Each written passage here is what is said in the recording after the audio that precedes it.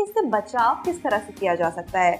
I mean कि किन बातों का ख्याल रखना चाहिए, कौन सी सावधानियां बरतनी चाहिए, क्या कुछ उपाय हम कर सकते हैं कि इस इन्फेक्शन से बचा जा सके? सबसे पहली चीज़ है, हमें पेशेंट्स के कोमॉर्बिडिटीज़ हैं जिनसे पेशेंट प्रीडिस्पोज होता है लंग इन्फेक्शन के, जैसे अस्थमा हो या सीओपीडी हो या डायबिटीज़ हो, इन बीमारियों को काफ़ी कंट्रोल में रखना चाहिए।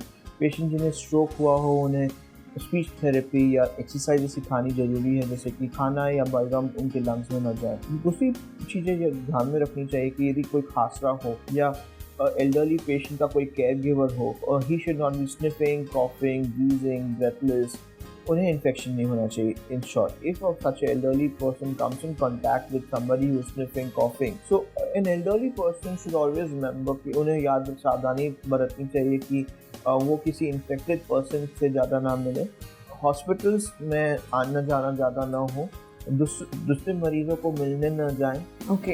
यदि किसी को इन्फेक्शन हो तो they should take good amount of rest, take adequate medicine in time with proper consultation with a proper specialized doctor. जी। हमें एल्डरली के लिए एक बहुत इम्पॉर्टेंट मैसेज भेजना है, ये है कि एल्डरली पेशेंट्स में वैक्सीन देना उतना ही इम्पॉर्टेंट होता है जितना बच्चों को वैक्सीन देना इम्पॉर्टेंट होता है। एल्डरली में 2 प्रकार के वैक्सीन दिए जाते हैं, एक होता है स्ट्रेप्टोकोकस निमोनिया करके बैक्टीरिया के अगेंस्ट, और दूसरा होता है इन्फ्लुएंजा, फ्लू के अगेंस्ट वैक्सीन दिए जाते हैं। स्ट्रेप्टोकोकस निमोनिया के अगेंस्ट 2 वैक्सीन दिए जाते हैं 2 महीने के गैप पे, और इन्फ्लुएंजा का वैक्सीन हर साल दिया जाता है, क्योंकि हर साल इन्फ्लुएंजा का स्ट्रेन चेंज होता है। ये बहुत ही इम्पोर्टेंट है इन सिंपल इन्फेक्शन से बचने के लिए।